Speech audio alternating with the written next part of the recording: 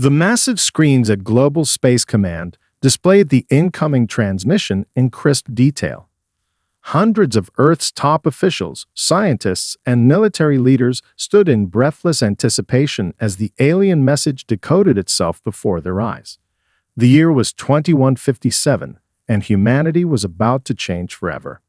Intelligence Officer Sarah Chen watched from her position near the back of the room, her dark eyes scanning not just the screens, but the reactions of those around her.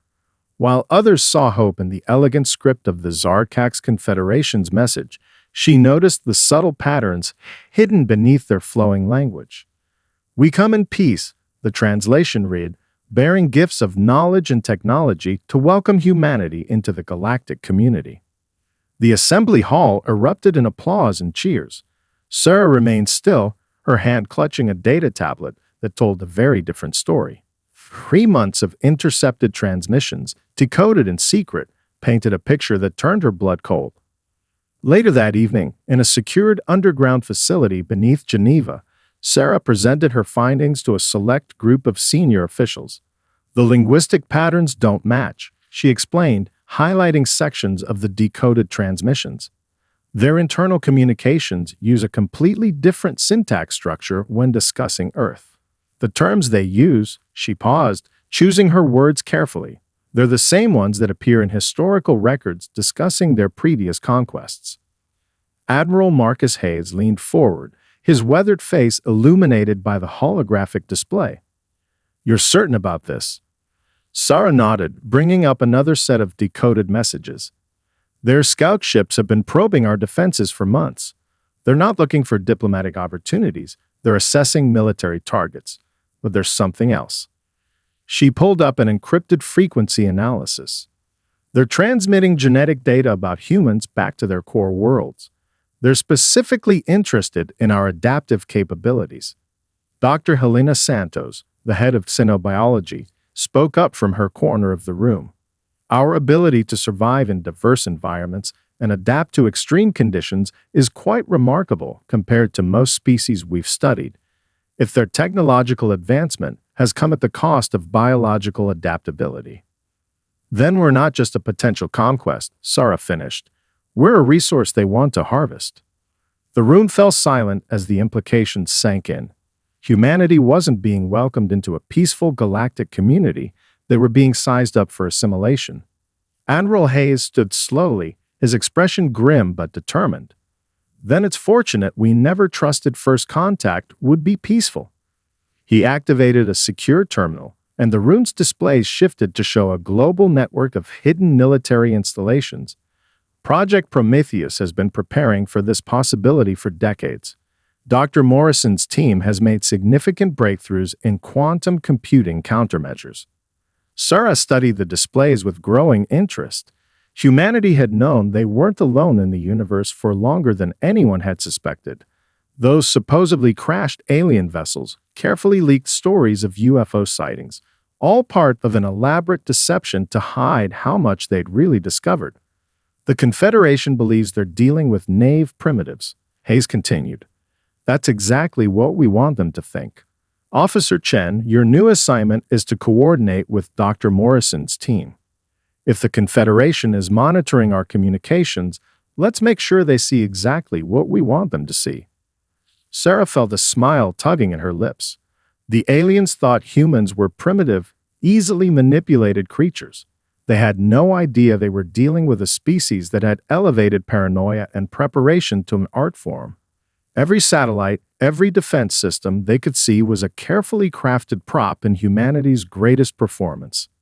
As she left the facility that night, Sarah looked up at the stars twinkling innocently above.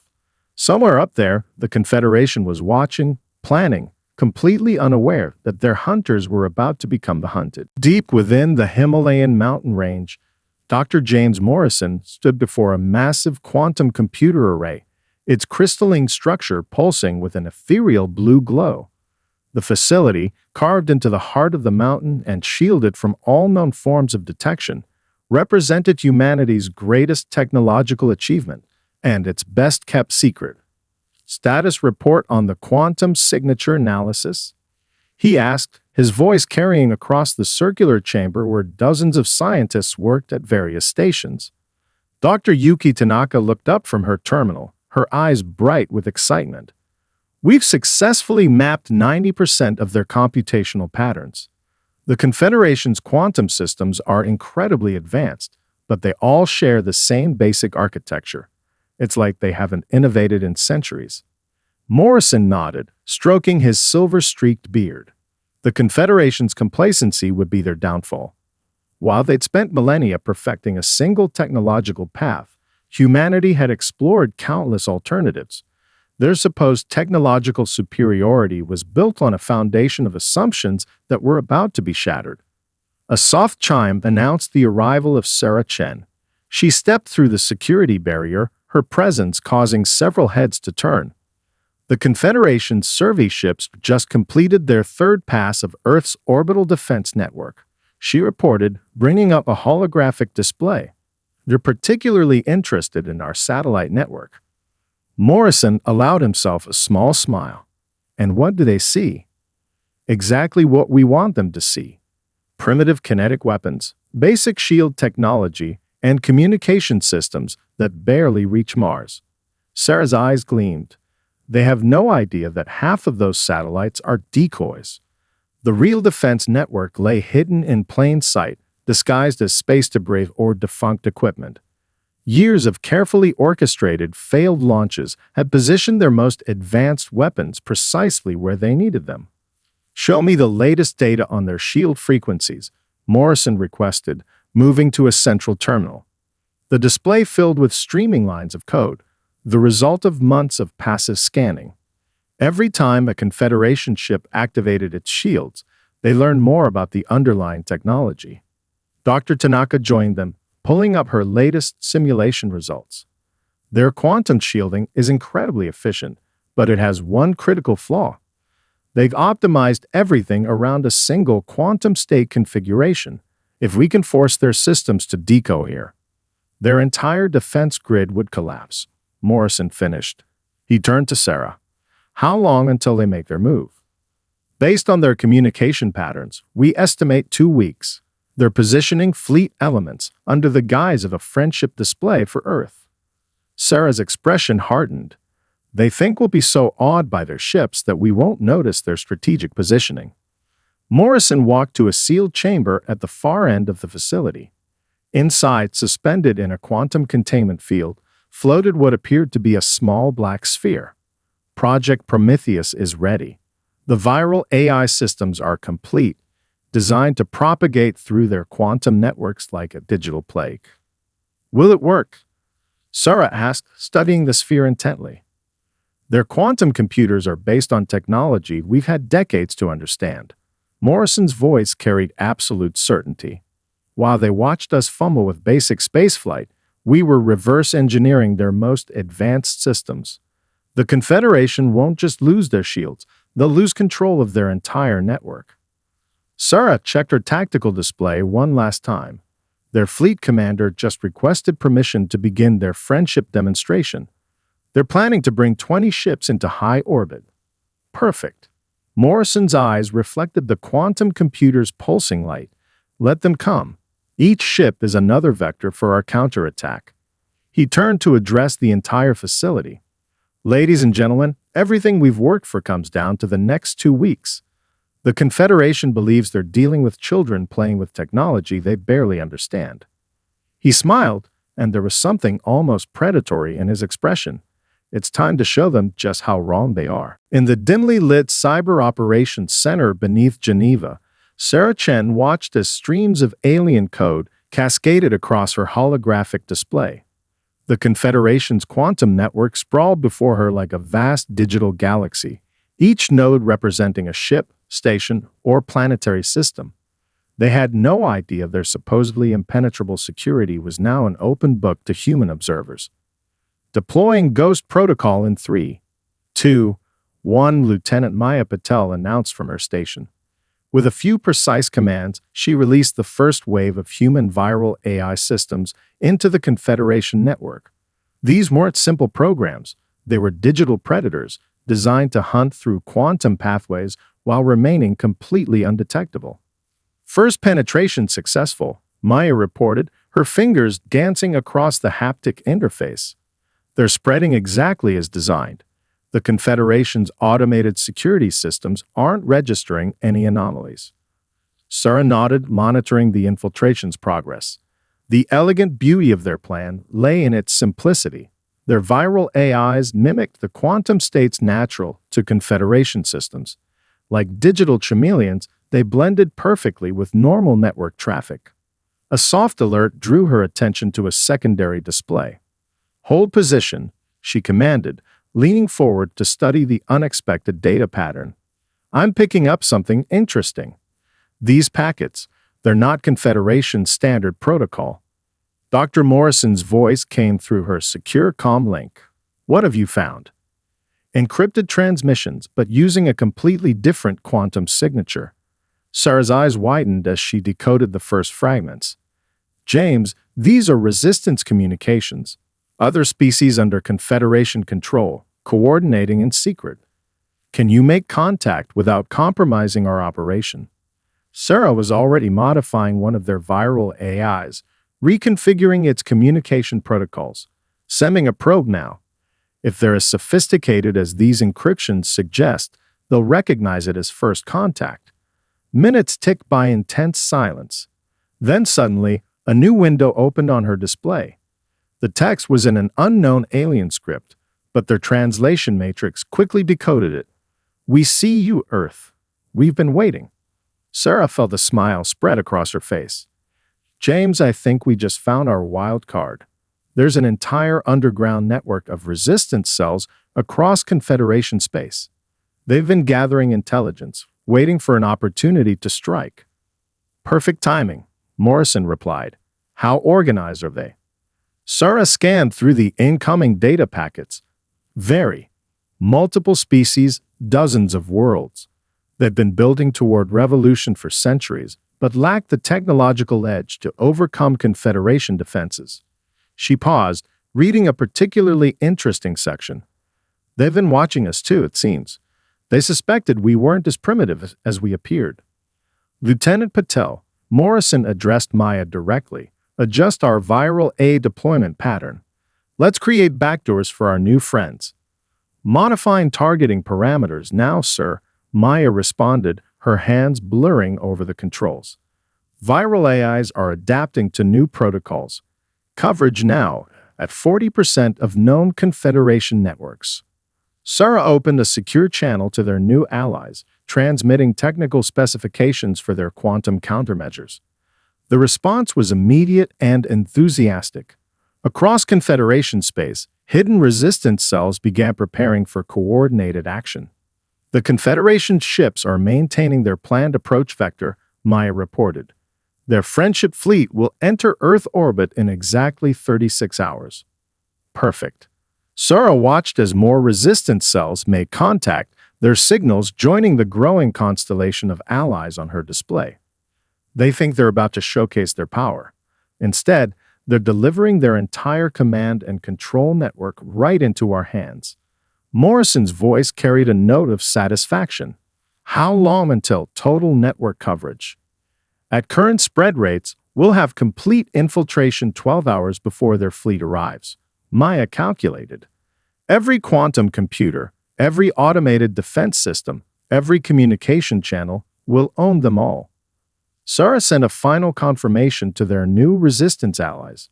Across the stars, oppressed species prepared for the moment they dreamed of for generations. The Confederation's arrogance had led them to build an empire on quantum computing, never imagining that their perfect network could become the perfect weapon against them.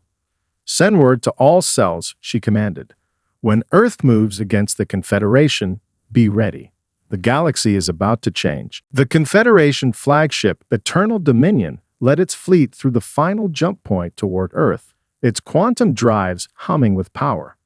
High Admiral Vexler stood on his command deck, mandibles clicking in anticipation as 20 of their most impressive warships emerged into the Sol system.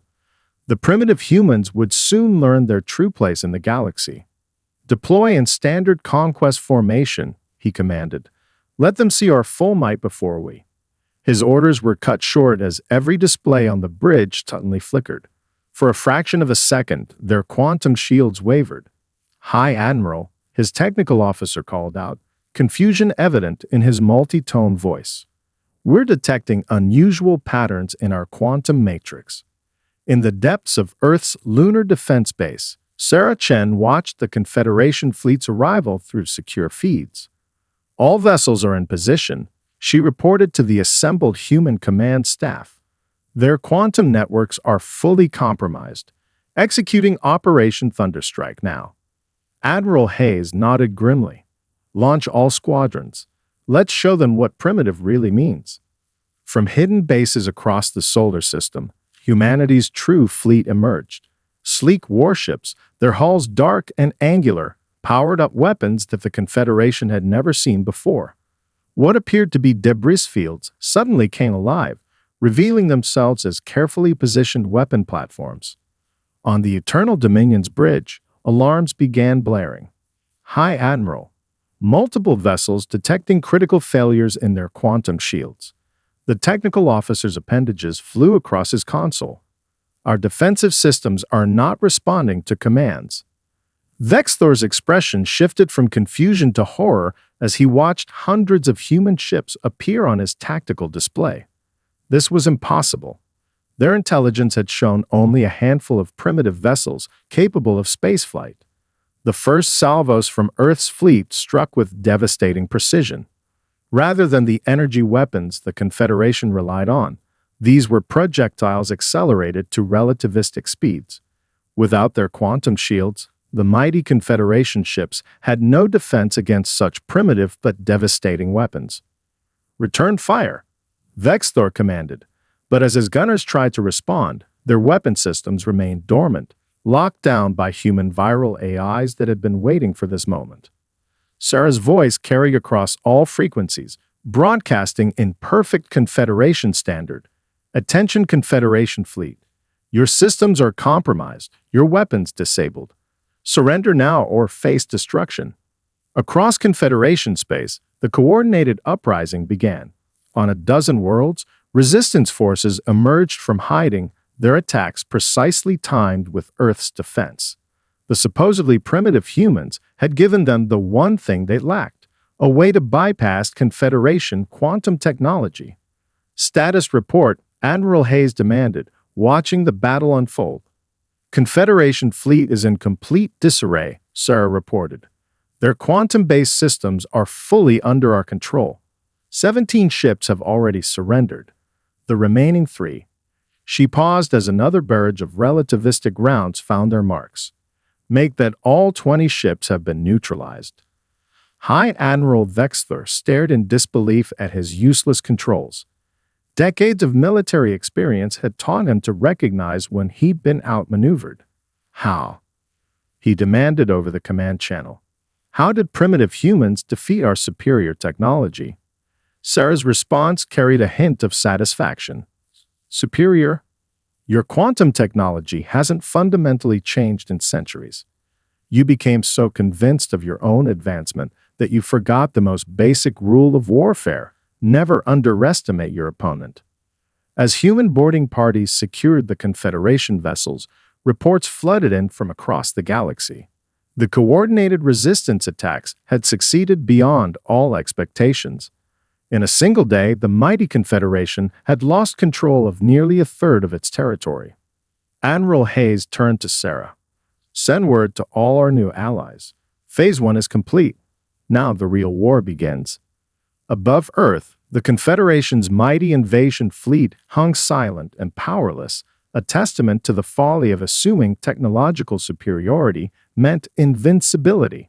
Humanity had spent decades preparing for this moment, and they had no intention of stopping until the entire galaxy was free. The Grand Council chamber of the Confederation lay in chaos. Emergency meetings had been called as reports of simultaneous defeats poured in from across their territory. Supreme Chancellor Ixel's facial scales had turned a pale shade of green as he processed the magnitude of their failure. "Impossible," one of the council members shouted, slamming a clawed appendage onto the quantum display table. How could primitive humans have developed countermeasures to our technology?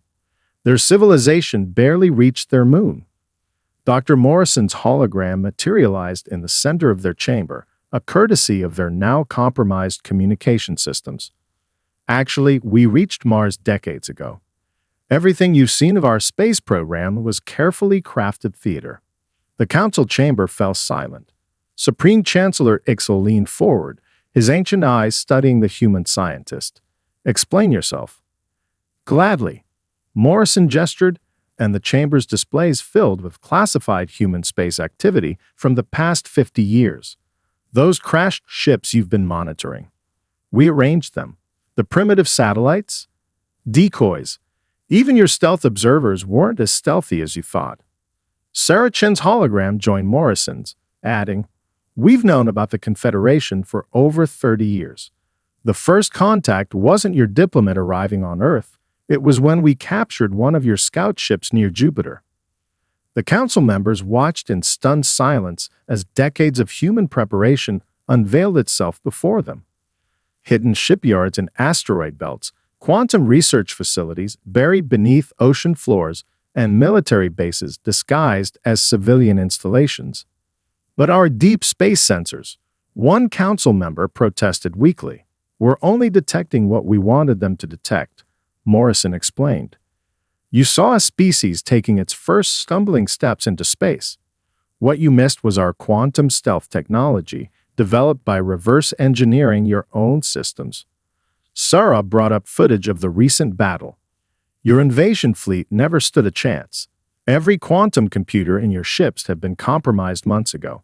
We just waited for you to deliver them right to our doorstep." Supreme Chancellor Ixel's voice trembled with rage and disbelief. "Why maintain this deception? Why not simply defend your territory openly?"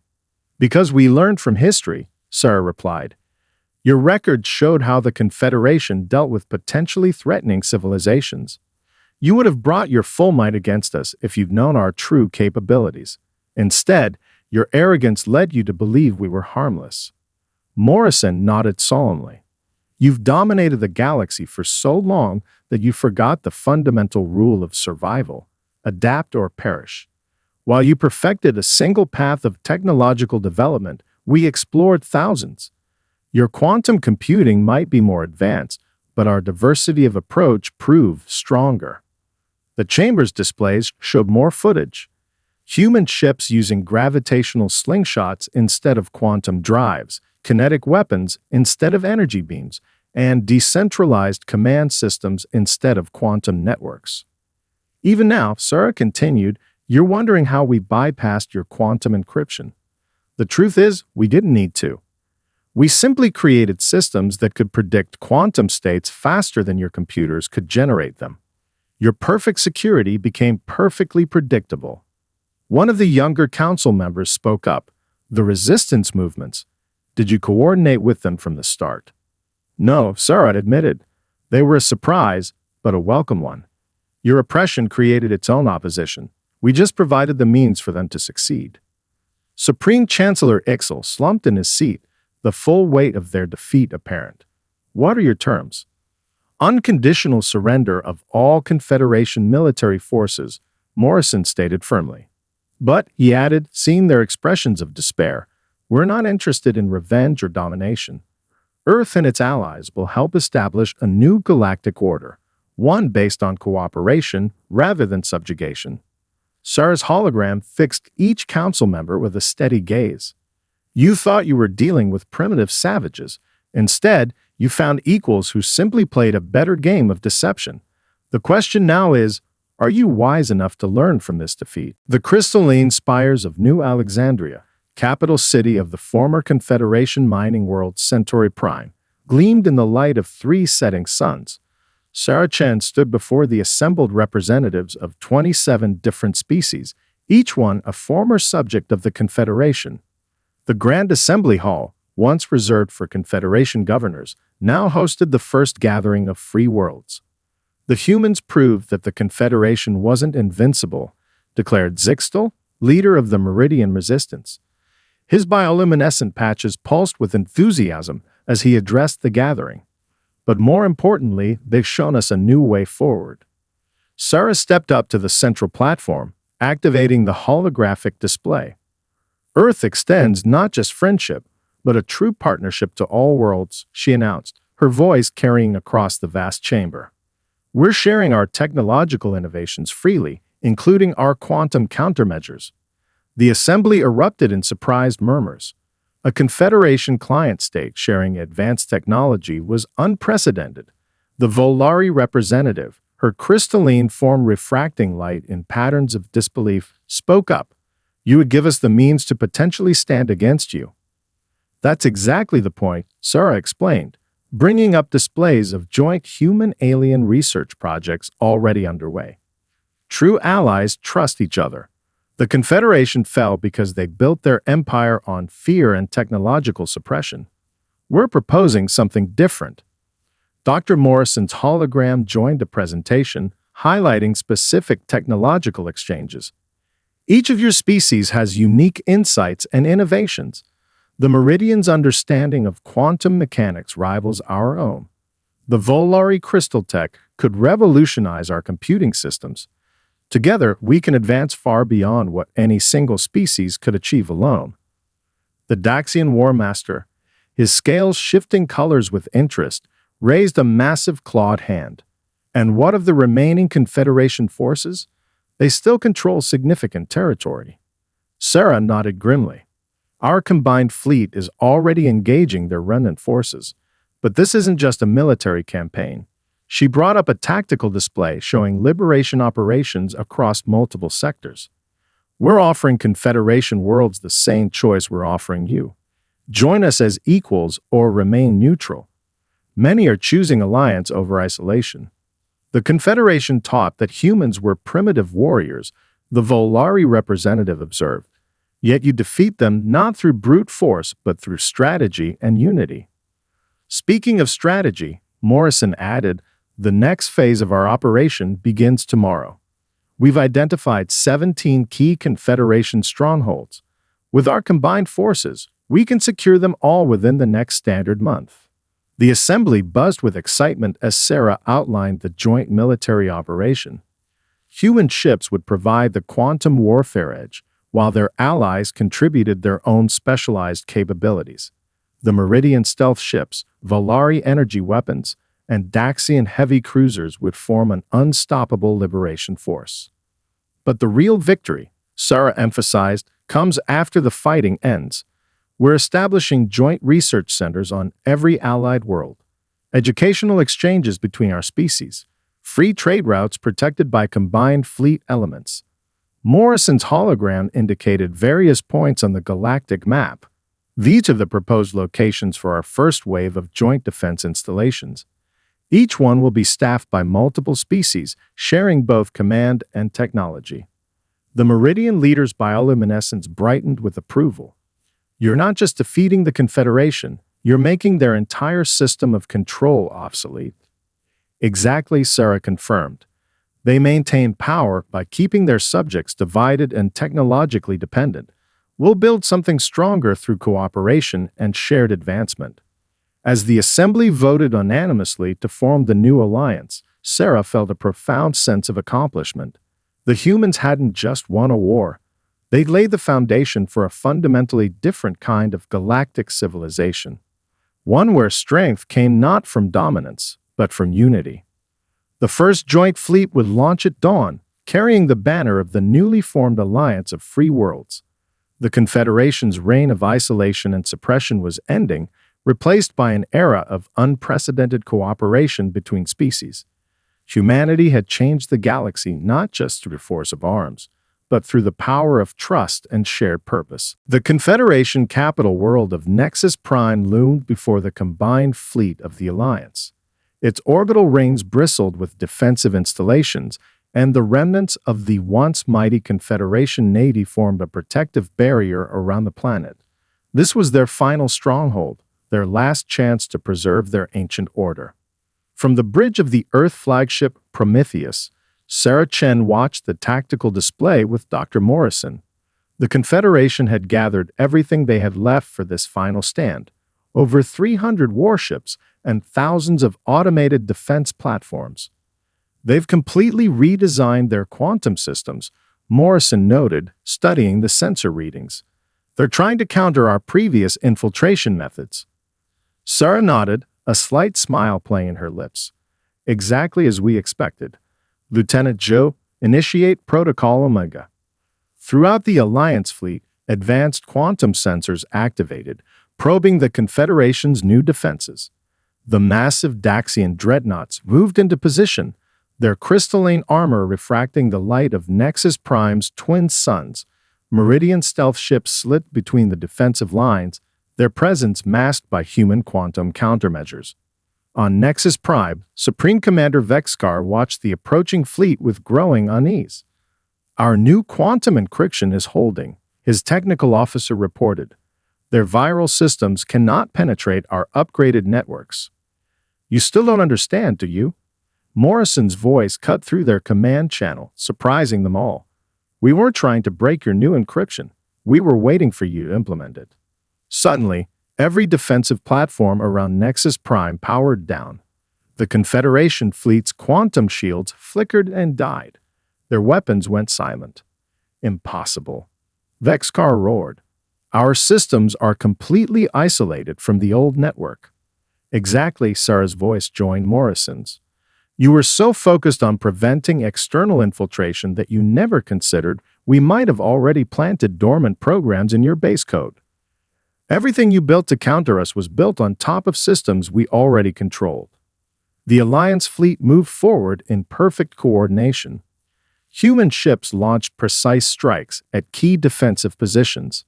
Meridian vessels materialized within the Confederation formation, disrupting their ability to regroup. Daxian dreadnoughts provided overwhelming force where needed. Your entire civilization is built on quantum technology, Morrison explained as the battle unfolded. When you redesigned your systems, you used your standard quantum compilers and development tools. Tools we compromised months ago. Every new defense you created came with our backdoors already installed. In the space around Nexus Prime, the last great fleet of the Confederation found itself helpless. Ships drifted powerless, their crews watching in stunned silence as centuries of dominance came to an end. Confederation forces, Sarah broadcast on all frequencies. Your defenses are disabled. Your weapons are offline. You have two choices. Surrender and join the new galactic order we're building, or maintain your isolation and fade into irrelevance. Supreme Commander Vexcar stared at his dead displays, decades of military doctrine crumbling around him. How? He whispered. How did primitives outmaneuver the greatest technological empire in history? Because we never stopped learning, Sarah answered. While you perfected a single path, we explored thousands. While you demanded obedience, we built partnerships. Your greatest weakness wasn't your technology. It was your belief that your way was the only way. Throughout the Confederation fleet, command's crews made their choice. One by one, ships signaled their surrender. The mighty defense platforms hung silent in orbit, testament to the fall of an empire that had lasted for thousands of years. On the Prometheus, Sarah turned to Morrison. Send word to Earth and all our allies. The last bastion of the old order has fallen. Now the real work begins, building something better in its place. As Alliance ships moved to secure the Confederation capital, the sun rose over Nexus Prime.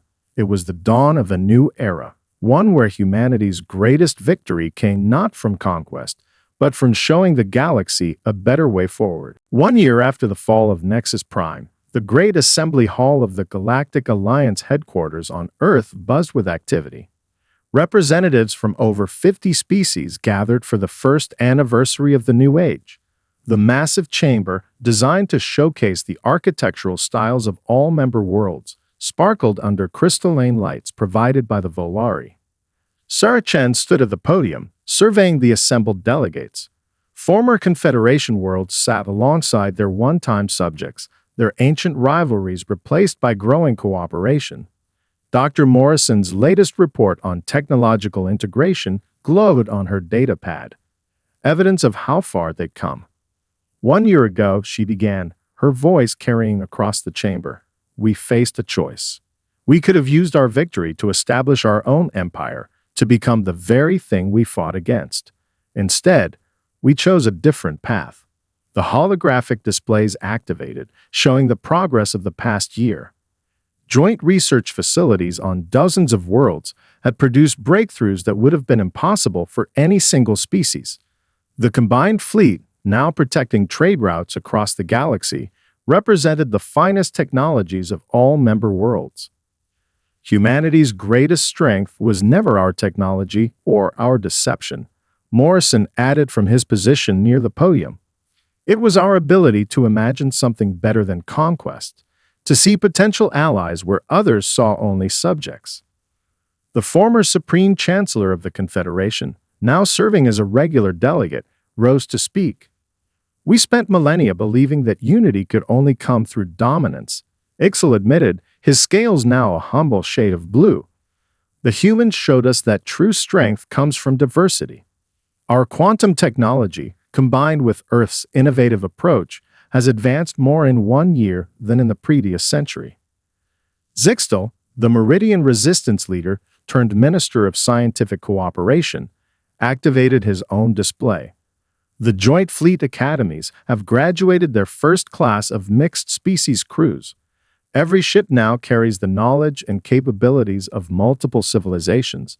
What the Confederation tried to prevent through force, we've achieved through cooperation. The displays shifted to show the new Nexus Institute, built on the former Confederation capital. Once a symbol of isolation and control, it now housed the galaxy's largest center for cross-species research and cultural exchange. Teams of scientists from dozens of worlds worked side by side, sharing insights that transcended their individual limitations. But our greatest achievement, Sarah continued, bringing up the latest diplomatic reports, is that membership in our alliance remains completely voluntary. 20 former Confederation worlds chose to remain independent, and we've respected their choice. 5 of them have now petitioned to join, not because of fear or coercion, but because they've seen the benefits of cooperation. Morrison stepped forward, sharing the latest technological breakthrough. The new quantum translation matrix, developed jointly by human, Volari, and Confederation scientists, has eliminated the last barriers to cross-species communication.